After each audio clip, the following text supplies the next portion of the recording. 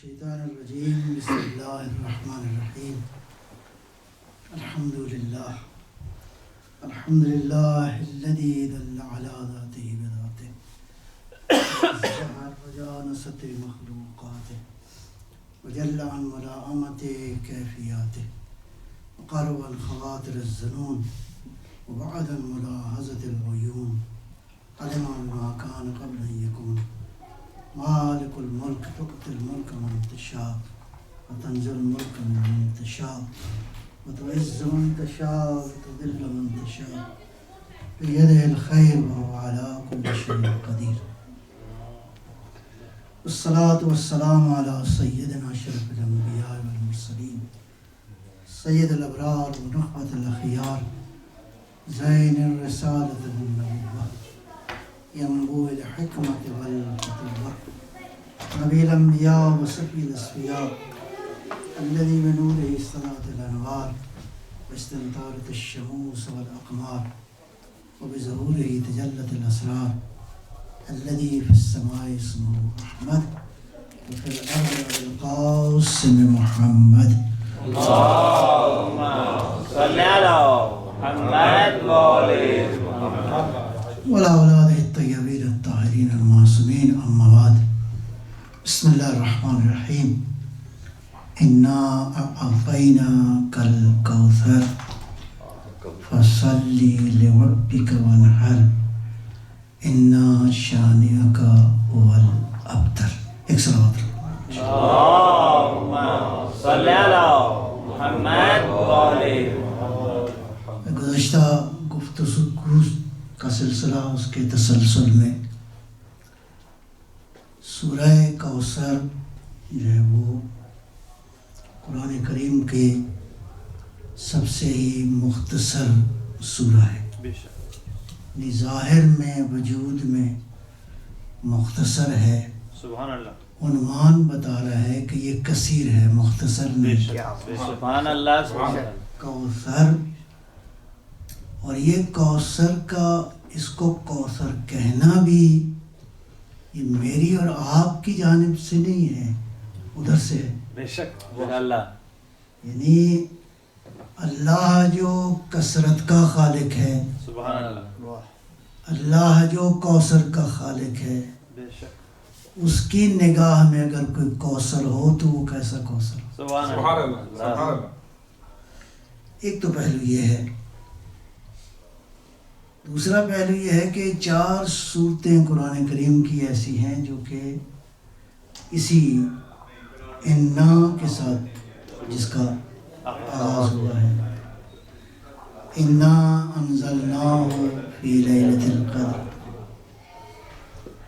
انا فتحنا لک فتحا مبینا، انا ارسلنا نوحا الی قومہ.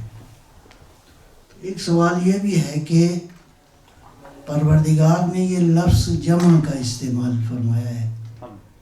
انا بے شک ہم نے، وہ ذات واحد ہے، کیوں فرمایا ہم نے؟ بہرحال علماء نے بعض توجیحات کی ہیں. اس میں ایک معروف توجیہ تو یہ ہے کہ جب پروردگار اس طرح کی تعبیر استعمال فرماتا ہے تو فخر و مباحات کے ساتھ.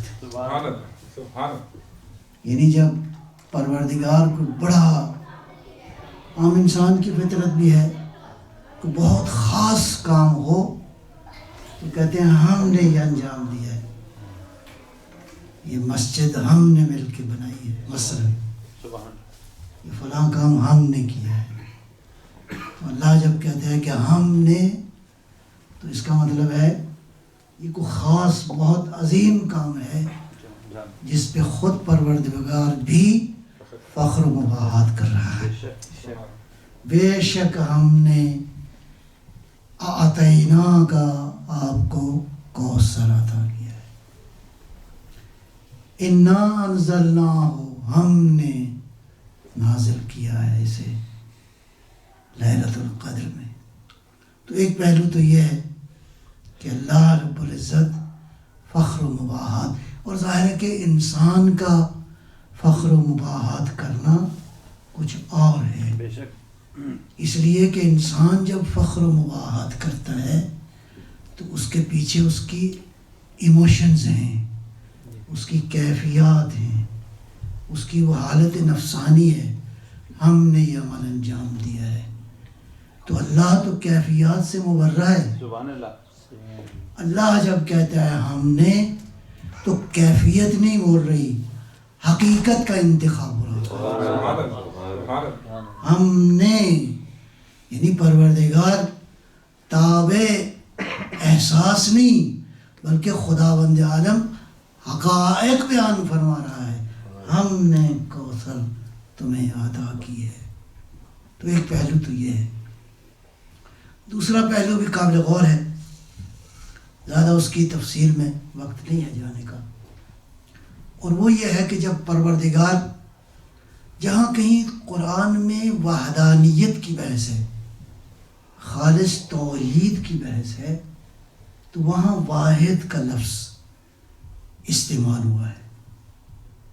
لیکن یہ جو موارد ہیں جہاں پہ فرمایا ہم نے یہ عمل انجام دیا، تو اس جمع کا ایک تعلق اس بات سے ہے کہ یہ جو ہم کا استعمال ہو رہا ہے، پروردگار اس پورے سسٹم کو جو اس عمل میں مشغول ہے، جس سسٹم کے ذریعے یہ عمل انجام پایا ہے، اس کی طرف اشارہ فرما رہا ہے.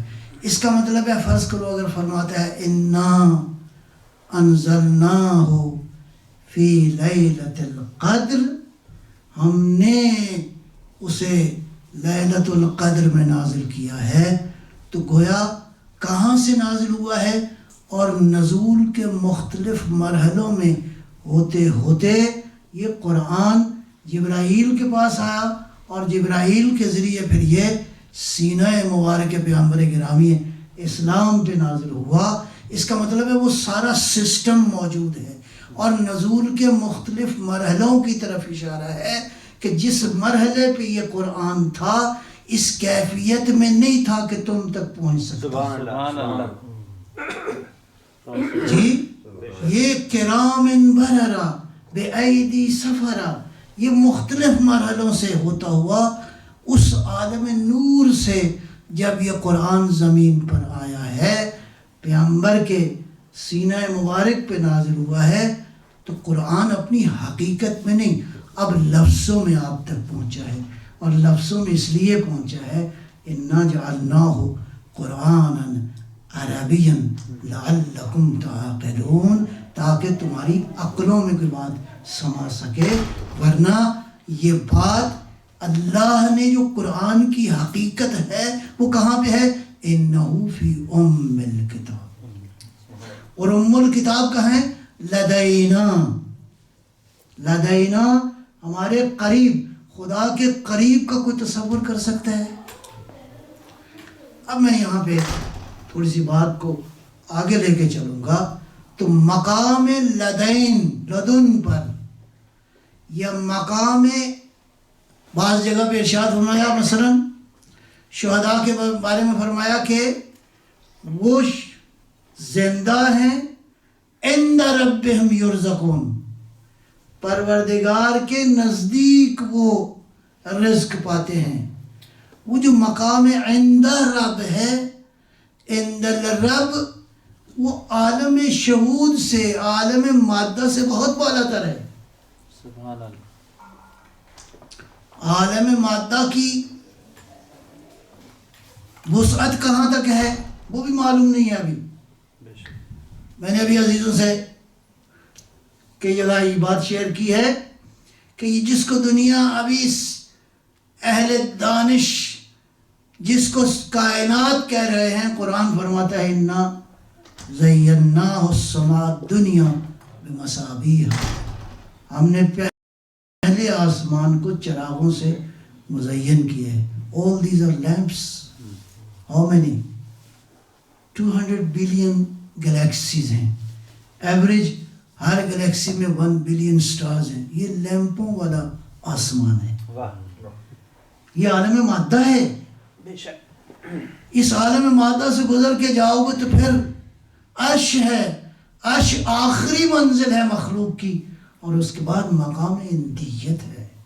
یہ جو اللہ نے فرمایا یا ایتھا النفس مطمئنہ ارجعی الی ربک راضیۃ مرضیہ فادخلی فی عبادی، فی جنتی۔ جنتی اور عبادی میں فرق ہے جی، ایک ہے جنت العباد، لیکن یہاں نہیں فرمایا تم جنت میں آ جاؤ، فرمایا میری جنت میں آ جاؤ۔ سبحان اللہ۔ اللہ فرما رہا ہے کہ ہم نے وہاں سے نازل کیا اور وہاں سے یہ چیز تمہیں عطا کی گئی، کہاں سے؟ اِنَّا أَعْطَيْنَاكَ الْكَوْثَرَ۔ ایک پہلو اور بھی ہے کہ یہ وہ چیز ہے جو فقط ہم عطا کر سکتے ہیں، کوئی اور عطا نہیں کر سکتا۔ کوثر فقط اللہ ہے جو عطا کر سکتا ہے۔ اب آئیے تھوڑا سا اگلے مرحلے میں چلتے ہیں۔ امام صادق صلوات اللہ اللہم صلی علی محمد وعلی محمد فرمایا ان لفاطمۃ تسعۃ اسماء عند اللہ تبارک و تعالی۔ اللہ کے قریب، اندہ یعنی قریب، اللہ کے حضور، اللہ کے پاس فاطمہ زہرا کے 9 اسماء ہیں، 9 کم نام ہیں جو ادھر سے آئے ہیں جی۔ اچھا معمولاً ہم لوگ نام رکھتے ہیں، فرض کریں غلام علی، بڑا ہوا تو وہ کچھ اور ہو گیا، نام رکھا علی اکبر، بڑا ہوا تو وہ مسائل کچھ اور ہو گیا، نام رکھا غلام حسین مثلا، نام رکھا عبداللہ، تو آج ابھی نظر آتے ہیں نام کیا ہے مثلا Abdullah, but I don't believe in, جو ملتا ہے آئی ڈونٹ بلیو ان، تو ہمیں نہیں پتا فیوچر کیا ہوگا، مستقبل میں یہ غلام حسین کسی اور کا غلام نہ نکل جائے، ہمیں تو خبر نہیں ہے، اللہ کو خبر ہے۔ ہاں، بس وہ دیکھتا رہا اور نام بھیجتا رہا، کسی کو دیکھا کہ اس سے زیادہ قابل تعریف نہیں، کہا محمد بھیج رہا ہوں۔ وہ جو بلندیوں کا خالق ہے، ایک کو دیکھا اس سے بلند کوئی اور نہیں، کہا علی بھیج رہا ہوں۔ وہ جو خالق کے حسن و جمال ہے، اس نے دیکھا 2 ایسے ہیں کہ ان سے زیادہ حسین کوئی نہیں ہے، حسن اور حسین کو بھیج۔ ایک کو بھیجا، دیکھا کہ یہ وہ وجود ہے جو لوگوں کو جہنم سے بچا سکتا ہے، فاطمہ کی شکل میں اس کا نور بھیجا۔ اللہ جب نام رکھتا ہے تو اللہ تو آگاہ ہے، اور میں بات عرض کر چکا، یہ انوار طیبہ جناب آدم سے لے کر حضرت عبد المطلب تک پاکیزہ صلبوں، پاکیزہ رحموں سے منتقل ہوتا ہوا نور فاطمہ ڈائریکٹ آیا ہے، ان وسیلوں میں نہیں۔ پیغمبر کو خود دعوت دی، فرمایا کہ اگر کوثر لینی ہے تو خود آنا پڑے گا۔ شب معراج حضور گئے اور ایک سیب کی شکل میں نور فاطمہ زہرا سلام اللہ علیہا، ایک صلوات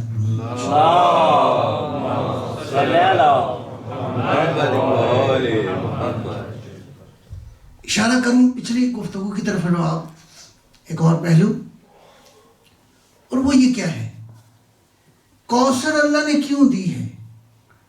پیغمبر کو تمام تر منصب اور عہدے، عظمتیں عطا کرنے کے بعد کوثر کی ضرورت کیا تھی؟ کوثر کا وجود کیوں ضروری تھا؟ دیکھیں قیامت تک کے لیے اب دین نے تو باقی رہنا ہے، قرآن نے باقی رہنا ہے، اور خوبصورت یہ ہے کہ قیامت تک کے لیے جو چیزیں ہیں اللہ کے اس نبی نے اللہ سے مانگی نہیں ہیں، بس اللہ نے کیفیت دیکھی قلب محمد کی اور عطا کر دی. سبحان اللہ سبحان اللہ. کیسا پاکیزہ قلب ہے.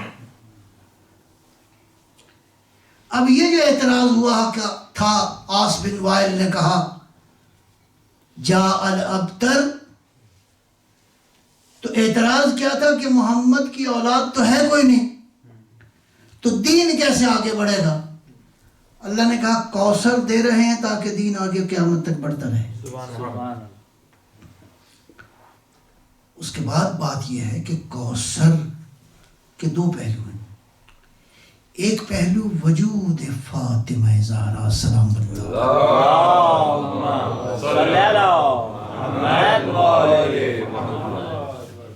جس کو پیغمبر نے فرمایا بدعۃ منی. جی لیکن یہ وجود کس صورت میں ہے؟ کوثر کی شکل میں. اس کو سمجھے ذرا. یعنی وجود بی بی دو عالم کا خالی وجود ظاہری نہیں. کوثر کس معنی میں؟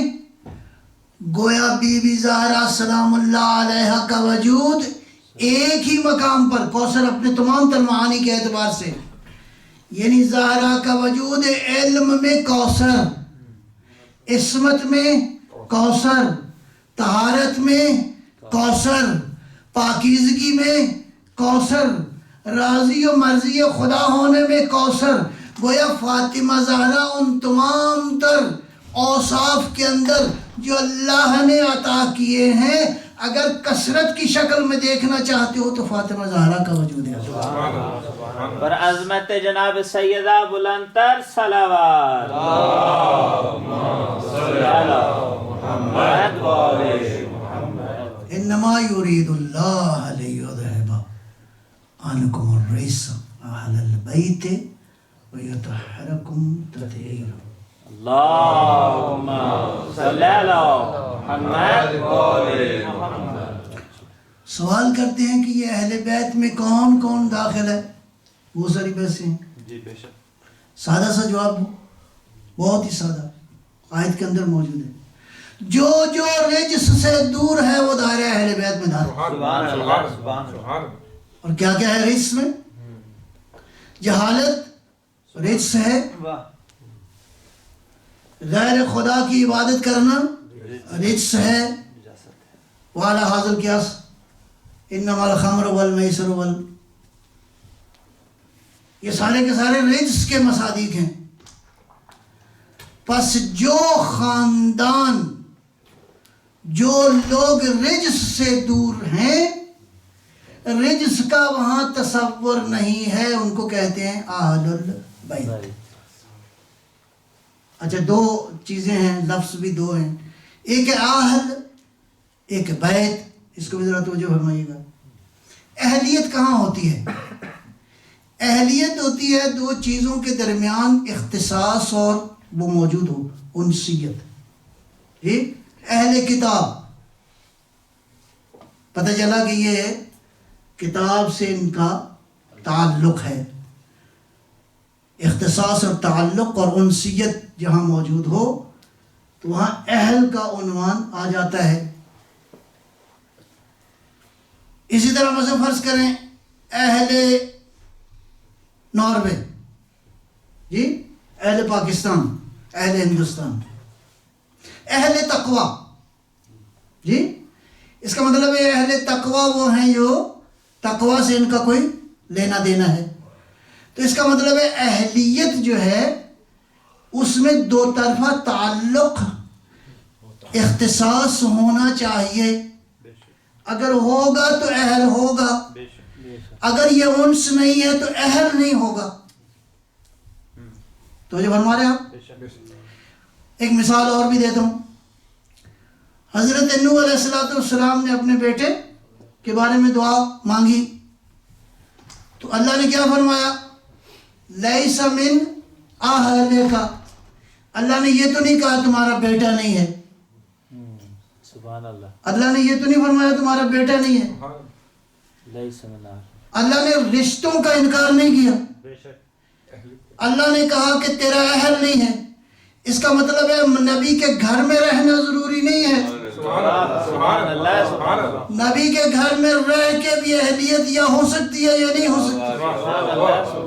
اس کا مطلب ہے جو نبوت کا اہل ہوگا اگرچہ نبی کے گھر میں نہ بھی ہو تو اہلیت پیدا کر سکتا ہے. صلوات بر محمد. اللہم صلی علی محمد و آل محمد وعجل فرجہ. اس کے بعد ہے بیت. جی بیت کس کو کہتے ہیں عربی زبان میں؟ کہتے ہیں بیت کہتے ہیں مأوى باللیل. مأوى الانسان باللیل. انسان جہاں رات رہے اس کو کہتے ہیں گھر. ایک رات رہے یا زیادہ رہے. اچھا بس جو گھر میں ہے وہ کیا ہوگا؟ گھر کا اہل ہو جائے گا. تو یہ فرمائیے آپ گھبرائیے گا نہیں. ایک صلوات فرمائیے. اللہم صلی علی محمد و آل محمد. اہل بیت جو بیت میں رہتے ہیں وہ ہو گئے کیا جی؟ اہل بیت.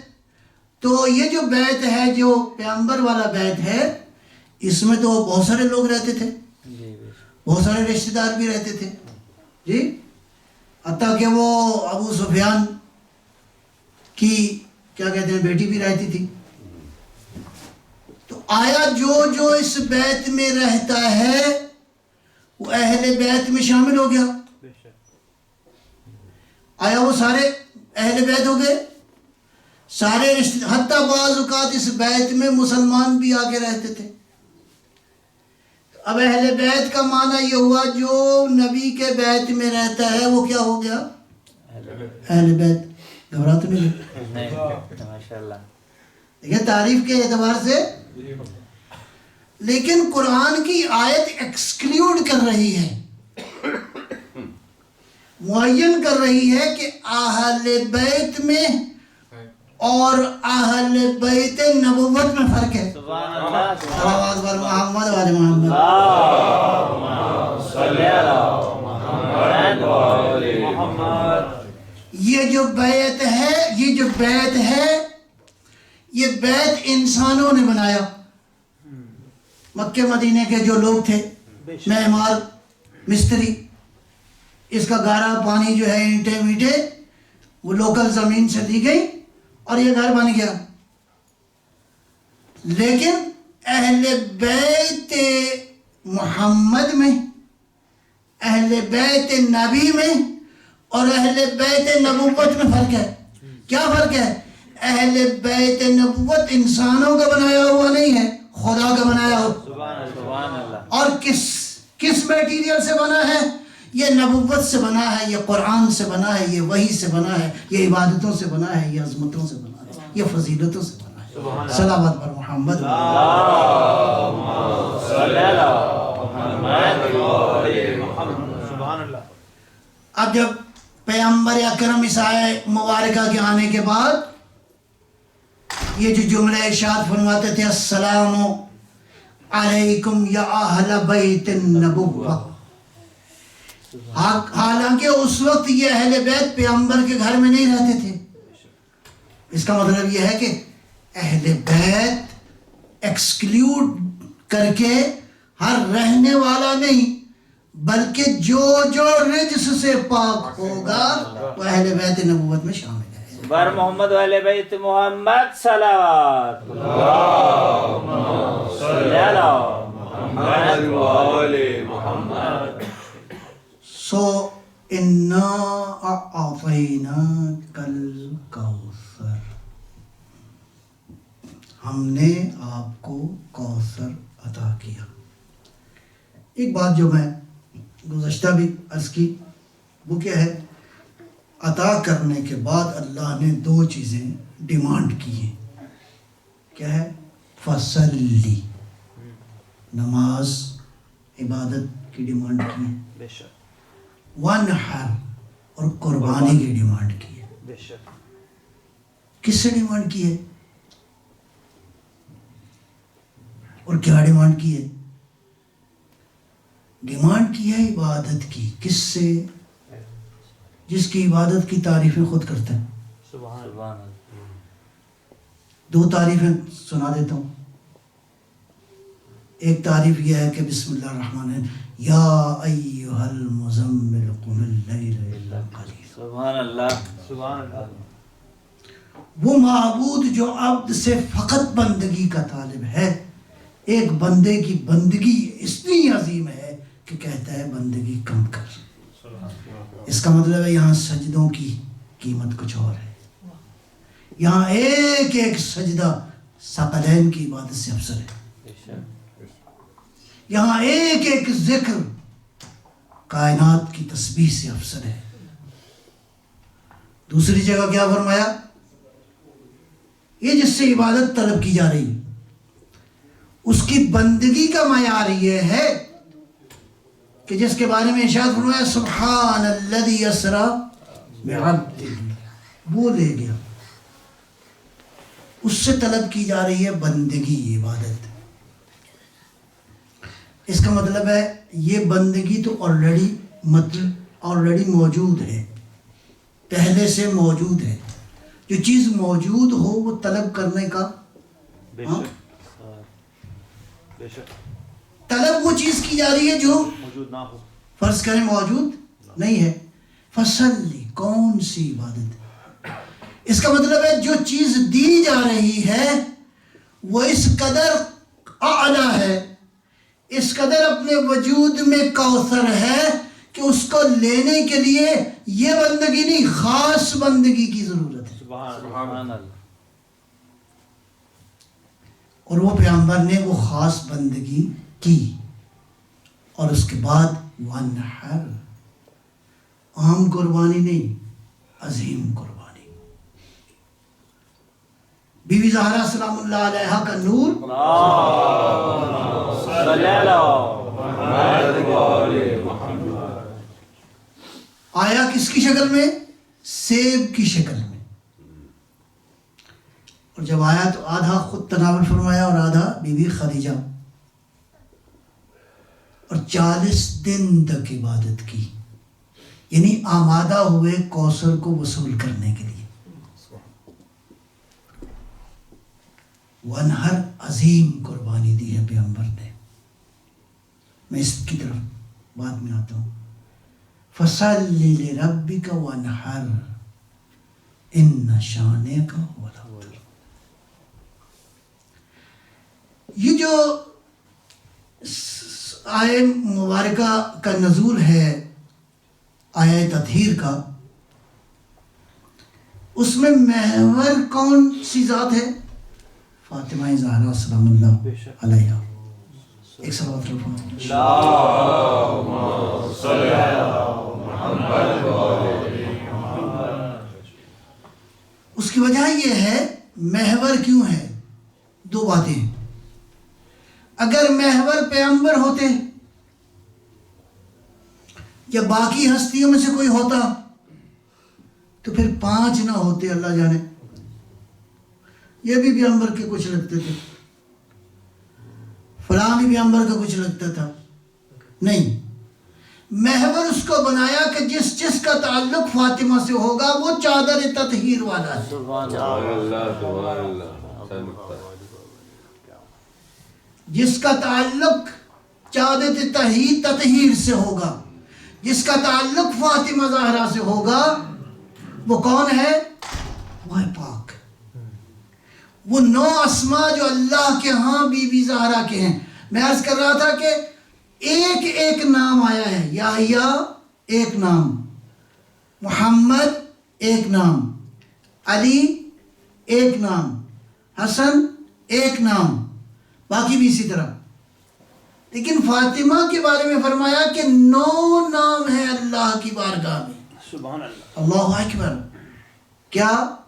فاطمہ، زہرا، زکیہ، راضیہ، مرضیہ، محدثہ، اللہ اکبر، صدیقہ. زہرا کیوں کہتے ہیں زہرا؟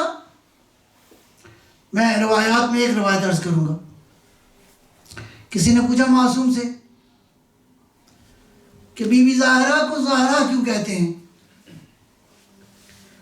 فرمایا اس لیے کہ دن میں 3 بار یہ نور امیر المومنین علی ابن ابی طالب علیہ السلام کے سامنے بی بی زہرا کا نور دن میں 3 بار ظاہر ہوتا تھا، چمکتا تھا. اللہ اکبر. کس کے لیے؟ جو خود نور ہے، جو خود نور ہے. اور یہ کیسا نور ہے؟ میں تفسیر میں نہیں جاؤں گا، ابھی اشارتاً گزروں گا. اللہ نور السماوات والارض. اللہ نور ہے کس کا؟ زمین و آسمان کا. مثل نور ہی، اس کے نور کی مثال. 2 چیزیں ہو گئی. ایک ہے وہ خود جو نور ہے، ایک وہ جو نور کی مثال ہے. پہلا نور خالق ہے، دوسرا نور مخلوق ہے. ابھی عالم خلقت کے بارے میں بھی بحث ہے کہ خالق نے، جس نے بھی بگ بینگ اور وٹ ایور جو بھی اس سے پہلے جو چیز ہے، سب سے پہلے انرجی خلق ہوئی. ٹھیک ہے جی. اب انرجی میں بھی ٹائم اینڈ سپیس کی اس وقت صورتحال یہ ہے کہ جو نئی اس وقت کیلکولیشنز موجود ہیں، پلانک ٹائم اور Planck space distance. Planck time یہ ہے کہ 1 سیکنڈ کو آپ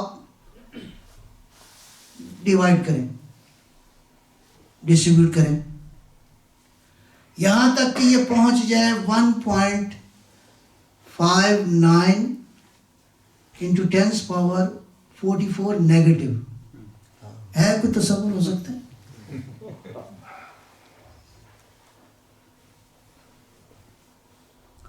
یہ ٹائم کی ضرورت.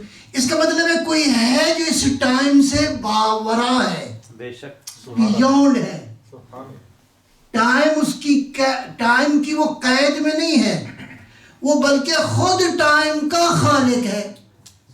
تو کون ہے؟ اللہ نور السماوات والارض. اس کے نور کی مثال کیا ہے؟ ابھی اسی تھیوری کے حوالے سے کہتے ہیں کہ سب سے پہلی چیز جو خلق ہوئی وہ انرجی تھی، نیگیٹو اور پازیٹیو، اور دونوں جو ہے وہ ان کا میس جو ہے وہ ایک جیسا ہی تھا. ایک نیوٹرل انرجی کی ضرورت تھی. تو نیوٹرل انرجی درمیان میں آئی تو گویا 2 نور تھے. واہ واہ واہ، سبحان اللہ. دو صلوات پر محمد وعلی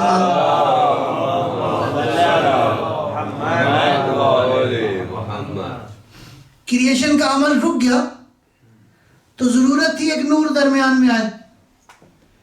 اب جب وہ نور آیا تو پھر ہر ان تینوں سے 3 نور ہو گئے. تو پہلے مرحلے پہ 3 نور تھے، اگلے مرحلے پہ 12 نور ہو گئے. صلوات پر محمد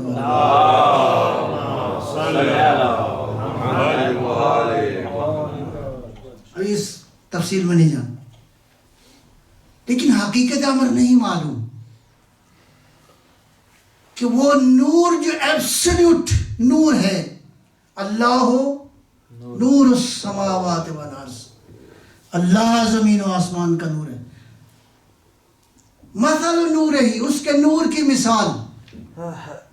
اس کا مطلب ہے مخلوق. یہ نور جو اس کے نور کی مثال ہے مخلوق، لیکن اس کی پراپرٹیز کو دیکھو گے تو اللہ کا نور تمہیں سمجھ میں آئے گا. اللہ نور السماوات والارض مثل نور ہی. اور آج چلتے چلتے آگے جو بات بیان کرتی ہے وہ یہ ہے کہ نور کے بعد پھر نور ہے، نور کے بعد پھر نور ہے. اور بات پھر آگے چلتی ہے کہ جب اللہ نے یہ بات کہہ دی تو سوالات پھر پیدا ہوئے کہ یہ نور کیا ہے. فرمایا فی بیوتن، یہ نور بعض گھروں میں موجود ہے. یعنی وہ نور جو اللہ کے نور کو سمجھنے کا ذریعہ ہے، وہ نور بعض گھروں میں موجود ہے۔ یہ گھر کون سے گھر ہیں؟ مختصر کرتا ہوں۔ پیغمبر اکرم صلوات اللہ سلام اللہ علیہ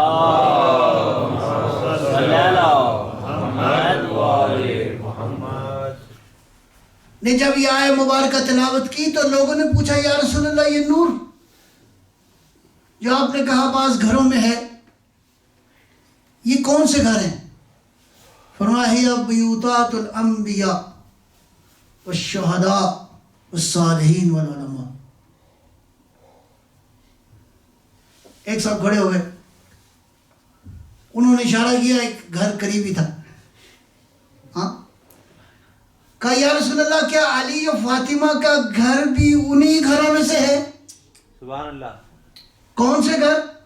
جن گھروں کے نور کو دیکھ کے اللہ کے نور کو سمجھنا آسان ہو جائے۔ وہ انبیاء کا گھر تو ہوتا ہی ہونا چاہیے۔ اب سوال یہ ہے کہ کیا فاطمہ زہرا اور علی کا گھر انہی گھروں میں سے ہے کہ جہاں نور اللہ کا سمجھنا چاہے تو اس گھروں کو دیکھ لو؟ فرمایا لیسا، علی و فاطمہ کا گھر ان گھروں میں سے نہیں ہے، لیسا منہن، ان گھروں میں نہیں ہے۔ گھبرا گیا؟ صلوات پر محمد و علی محمد۔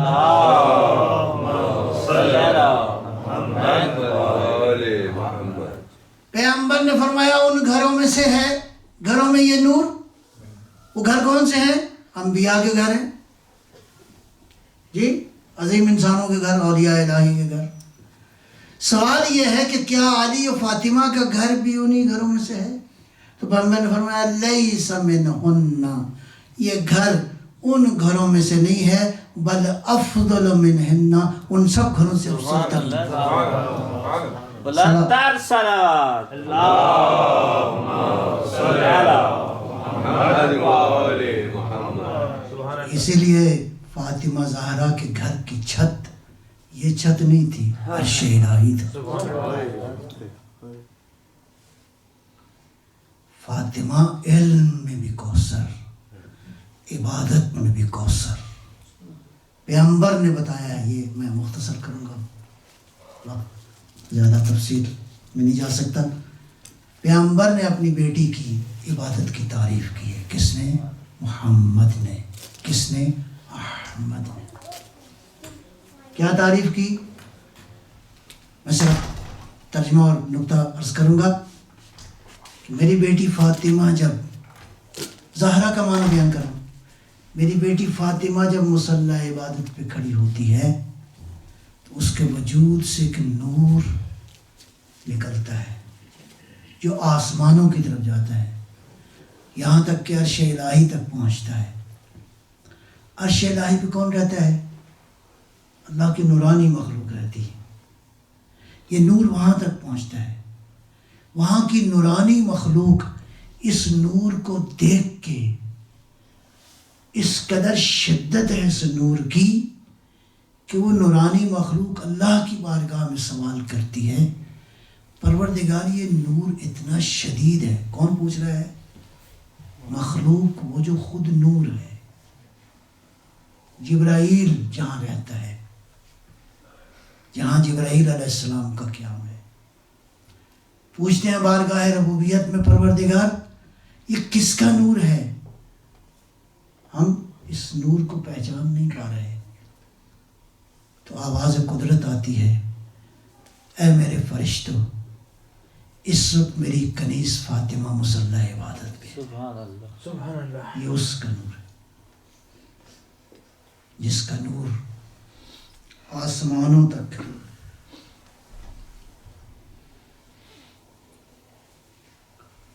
پہنچتا ہو، جس کا نور اللہ کی ربوبیت اور اللہ کے نور کی معرفت کا ذریعہ ہو، جس فاطمہ کے بارے میں پیغمبر نے فرمایا کہ یہ میرا ٹکڑا ہے۔ بس چند جملے مصائب کے عرض کروں گا۔ وہ بیوی، وہ بیٹی جس کا ایک آنسو پیغمبر نہیں دیکھ سکتے تھے. پیغمبر کے جانے کے بعد روتی رہی، اتنی روئی کہ تاریخ میں لکھا ہے کہ بی بی جب روتی تھی تو بی بی کے ساتھ در و دیوار بھی گریا کرتے تھے. سیدہ جب روتی تھی تو فضا مغموم ہو جاتی تھی. اتنا روئی کہ یہاں تک کہ وہ جس نے حسین جیسے، زینب جیسے صابروں کو اپنی گود میں تربیت دی ہو، وہ کہتی تھی اپنے آخری وقت میں اللہم عجل وفاتی سریعا، اللہ فاطمہ کو موت جلدی دے دے. پروردگارہ کیا مشکلیں آئی کہ یہ صابرہ بی بی اپنے موت کی دعائیں کر رہی ہے. کہیں سنا ہے آپ نے کہ 18 سال کی خاتون ہو، بال سفید ہو گئے ہو، ہاتھوں میں چلنے کے لیے عصا تھام لیا ہو؟ عزاداروں میں نے سنا ہے علامہ امینی جب کبھی حرم میں جاتے تھے پیغمبر اکرم کے تو باب جبرائیل سے داخل نہیں ہوتے تھے. کسی نے پوچھا کہا آقا آپ اس دروازے سے کیوں نہیں جاتے؟ کہا یہی وہ دروازہ ہے جہاں سے آگ اور لکڑیاں لے کر گئے. اللہ اکبر، اللہ اکبر. میں عرض کروں گا ایک دن جب آئے نا مولا، دونوں بیٹھے ہوئے تھے، علی بھی اور فاطمہ زہرا بھی، تو فاطمہ کا آخری وقت ہے، کہہ رہی تھی یا علی اب کے لیے، وہ اب کے لیے یتامہ، یا علی میرے لیے رونا، میرے یتیموں کے لیے رونا. اللہ اکبر. دونوں بہت زاروں قطار گریہ کر رہے تھے. اتنا گریہ کا عالم تھا، بیت الحزن بن گیا. 2 بیٹیاں ایسی ہیں تاریخ میں جن کا گریہ آواز معروف ہے. ایک بیت الحزن میں روتی تھی یا بتا، بابا کو پکارتی تھی. ایک شام کے زندان میں، لیکن اس زندان کی چھت نہ تھی. روتی تھی بابا این بتا، میرے بابا کہاں ہے. بس آخری منظر عرض کروں گا. منظر یہ ہے چھوٹے چھوٹے بچے گھر میں موجود ہیں، دیکھ رہے ہیں کہ بابا کس طرح ماں زہرا کو غسل دے رہے ہیں، کفن دے رہے ہیں. ایک مرحلہ آیا اور میرے بچوں ہلمو تزمنوا امکم، آؤ زینب ماں سے ودا کر لو، آؤ حسن حسین ماں سے ودا کر لو.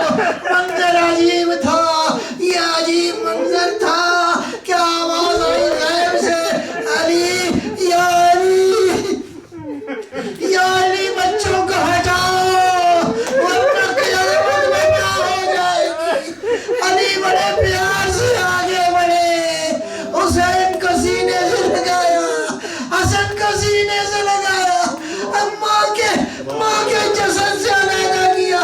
لیکن یا علی آئیے ذرا کربلا میں، ایک چھوٹی سی بچی ہے کٹے ہوئے گلے کے ساتھ، بابا کے جسد کے ساتھ لپٹی ہوئی ہے. کچھ لوگوں نے کوشش کی سکینہ کو جدا کرنے کی، لیکن میں مقاتل کا جملہ پڑھوں. جملہ یہ ہے اجتماعت عدت من العرب. کچھ عرب آئے، انہوں نے اس بچی کو ارے کچھ عربوں کی کیا ضرورت تھی، آیا عربوں کی. اس کا مطلب یہ ہے لگتا ہے بچی جدا نہیں ہونا چاہتی تھی. اور یہ ظالم